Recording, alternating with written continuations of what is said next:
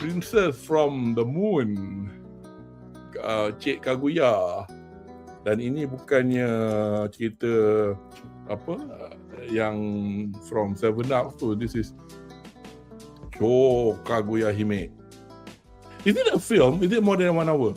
Cosmic Princess Kaguya. It's a film. It's a film more than 1 hour. Yeah. More than 1 hour. Netflix film. It's a Netflix film. And bukan calang-calang, ni Twin Engine buat.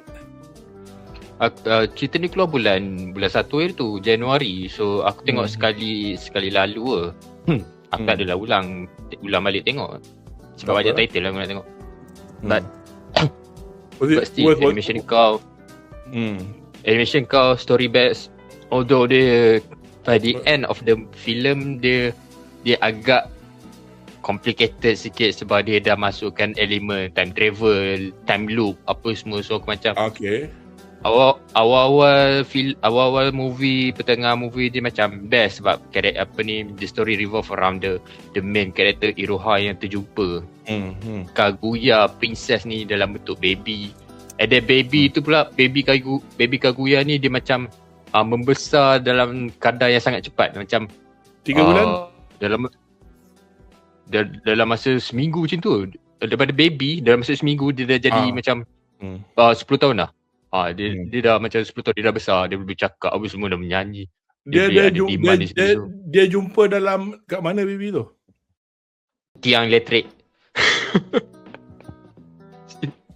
Dia jumpa dalam tiang elektrik. Tiba-tiba macam tiang elektrik tu macam magically terbuka, ada baby. Bila dia nampak benda tu, Iroha waktu tu dia baru balik kerja tau. Okay, dia ni student, Iroha ni student. Tapi dia ada buat kerja part time lah untuk sara hidup dia kan. Waktu dia dah penat gila. Dia dah penat macam waktu dia macam fikir macam apa salah hidup aku ni, susah sangat. Kenapa hidup aku macam ni? Lepas tu bila dia on the way balik, tiba-tiba dia nampak tiang ni pintu terbuka. Dia tak macam apa benda? Dia reaction dia bukan macam tu. Reaction dia apa tau? Dia tutup pintu tu.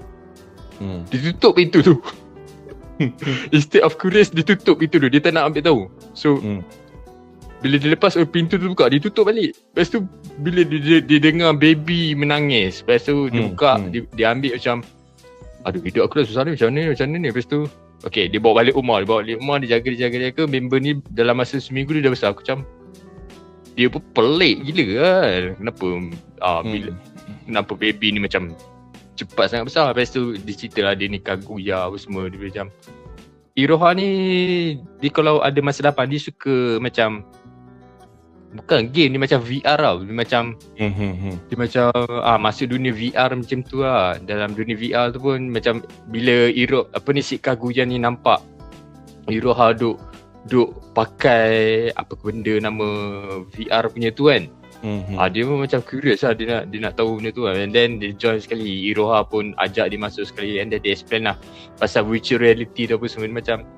Dia macam start minat kat situ. Dia start main game, dia start fight kat dalam VR reality tu apa semua. Dekat situ start lah point dia macam diorang start ada konflik through that game apa semua. Dia dia macam jumpa satu karakter yang macam yang Iroha ni memang betul-betul look up. And then Iroha ni pun by playing that virtual reality game tu, dia actually macam buat duit juga actually. Daripada main game tu kan. Dia buat stream apa semua. And then waktu tu dalam virtual reality tu ada satu karakter ni, aku lupa apa nama karakter tu. Karakter tu macam adakan satu pertandingan. Dia pertandingan tu buat muzik. So muzik siapa yang menang dia dapat collaborate dengan that character. So Iroha ni macam tu, rambut merah ada tanduk ke? Tak ada, bukan? Tak ingat lah. Aku lupa. Tapi karakter tu Iroha memang dia suka lah karakter tu kan macam. And then Iroha pula dapat tahu Kaguya ni boleh menyanyi. And Iroha ni actually dia boleh buat muzik juga. So kat situ diorang start collab apa semua. And then diorang buat muzik. And then dekat situ lah dia punya konflik tu start berjalan lah kat situ. And then at one point macam standard cerita folklore Kaguya princess ni macam kita tahu dia macam dari bulan pun semua kan. Lepas tu orang payah kat bulan datang ni bawa balik bulan. Actually benda tu lebih kurang sama je. Cuma benda tu berlaku dekat virtual reality. Itu je beza dia. Oh. So and then benda diorang aku pun tak berapa faham sangat dia punya konsep time loop tu apa semua. Dia macam actually karakter yang Iroha look up tu actually Kaguya dekat masa depan. Kaguya dah besar kat masa depan. Dia macam tu lah. Dia macam aku dah lupa lah macam mana. But actually overall cerita ni best. Dia animation ni memang gila mat. Animation ni macam orang banyak puji cerita ni sebab animation ni lah. Animation dia sangat dia ada penggunaan 3D CG juga bila ada a few fight yang diorang guna pakai dalam cerita ni. Tapi dia well blend lah. Dia tak nampak awkward ke apa. And then music. Music dalam cerita ni Rio aku kan? tak ada nak cakap. Rio Special. Aku tak ada nak cakap aku tak soal Tsunemiku ke apa. Tapi aku tahu satu je lagu dia, World Is Mine. Bila aku dengar je lagu tu dalam cerita macam dia Rio buat remix lagu tu guna pakai suara Kaguya dengan Iroha tu macam ada lagu-lagu, kebanyakan lagu-lagu dalam ni pun banyak lagu-lagu Vocaloid yang Rio pernah buat. Ada juga lagu-lagu Vocaloid yang lain yang Rio reimagine balik, compose balik, remix balik. So macam interesting lah benda tu bila satu cerita anime diorang mengetengahkan lagu-lagu Vocaloid. Sebab jarang lah sekarang tengok anime yang nak mengetengahkan lagu-lagu Vocaloid ni selalu raw apa semua kan, idol ke Vocaloid jarang. So macam pretty interesting lah kalau diorang menaikkan nama Hatsune Miku tu balik melalui cerita ni. Aku macam Rio ada pernah buat lagu untuk ada satu, it's a game tapi dia buat jadi anime yang tak berapa best. Tak TAKT tak apa. I might be wrong. Rio Fox kan. Tapi Alif, did you watch this? No. Okay. Cerita ni okay. I mean, rightly so, as Arif Helmi mentioned, it's from Japanese folklore, and then Amber pun alluded to it as well. And then this is not the first time anime mengetengahkan this folk tale. I mean, one of the kalau dari segi Anime Weekly a few years ago, about 4 years ago, was this edited this manga called ada bahasa Inggeris dia Fly Me to the Moon, atau dah kena kat Tonika Kawaii atau Tonikawa was the name. And then this yang ni 7 arcs buat. Yang ni dia buat okay, tapi dia buat cerita slave tu tak okay. Tapi obviously the more yang lagi famous dari segi filem untuk Kaguya is obviously this one lah, Ghibli. Filem terakhir pengarah tersohor Takahata Isao, Kaguya Hime no Monogatari, The Tale of Princess Kaguya. Tak salah aku dia menang Oscar ke? Tak. Dia nominated Best Animated Feature. Tapi dia kalah dengan Big Hero 6. Baymax menang. Tapi cerita ni sedih. Siapa sini peminat Rina Hime? Kau tahu kan Rina Hime nyanyi dekat Dewan Philharmonic, Amber, in KL. Dia ada perform kat situ kan? Aku pergi tengok Rina nyanyi lagu tu from Kaguya. I don't know whether you watch the Ghibli film ke tak lah. Aku macam tak ingat lagu tu. Tapi when she sang that song, she cried. Aku tengok aku teresak-esak nangis. Pasal cerita tu sedih. Cerita tu sedih sangat. Cerita tu in essence, in general lah, as Amber cakap, dia datang dari bulan. Tak tahu lah whether dia sama dengan cerita dongeng Melayu Puteri Buluh Betung. Pasangan miskin ni, husband dia pemotong pokok, potong buluh. So dia pergi buka buluh ni, ada, so instead of tiang lampu, obviously tiang lampu tu is an adaptation lah. Dalam cerita betul dia buluh, ada baby, and rightly so, that's the original story. Dia grew up really quickly from a baby into an adult. Actually dari baby jadi budak kecil semua dalam weeks, jadi adult 3 bulan tak salah aku. Tapi jalan cerita dia secara ringkas, dia cantik,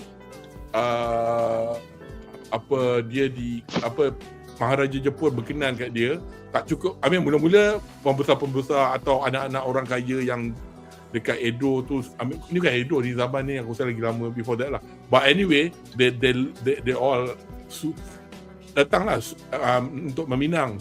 Tapi antara satu yang nak meminang tu is Maharaja Jepun. So obviously macam-macam jenis lah, dia tak nak semua. Tapi di end of the day dapat tahu yang dia macam ni because dia alien, dia datang dari bulan, and orang dari bulan istana tu nak ambil dia balik. Tu yang sedih lah ceritanya. Kesian kepada mak bapak dia lah daripada anything else. So tapi dalam cerita ni obviously kebulan tu ada, tapi tak ada cerita cinta macam orang nak lamar ni ke Kaguya dalam Cosmic Kaguya, tak ada. Tak ada. Dia memang mostly memang dinamik antara Iroha dengan Kaguya tu je. Dia macam dinamik adik-beradik lah guys. I see. Because aku tengok masa kau buat poster ni, masa buat overlay ni, aku nampak lah macam masa beat yang Kaguya golek-golek dia nak makan kek lah. Tu show masa dia teenager. So Kaguya ni voiced by Natsuyoshi Yuko. Aku tak sure sangat who she is, but Sakayori Iroha tu is Nagase. Yang jadi apa? Yang kita tengok baru ni, Zenshu apa? Zenshu. Apa ni? Zenshu. Apa nama karakter tu? Lupa lah. Yang artis yang tutup muka tu.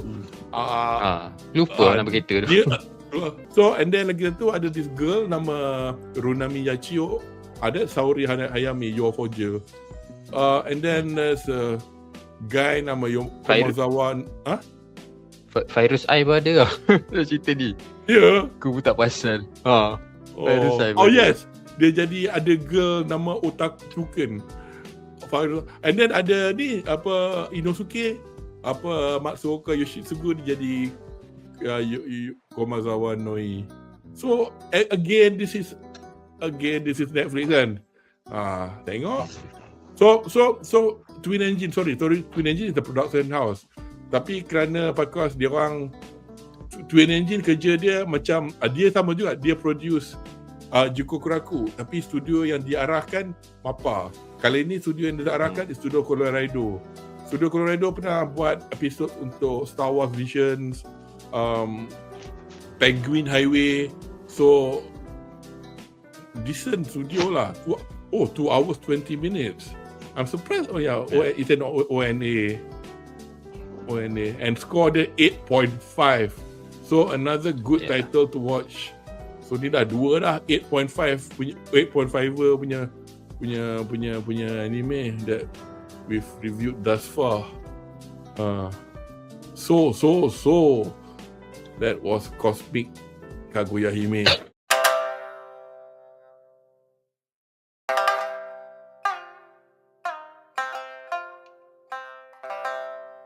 あらあら、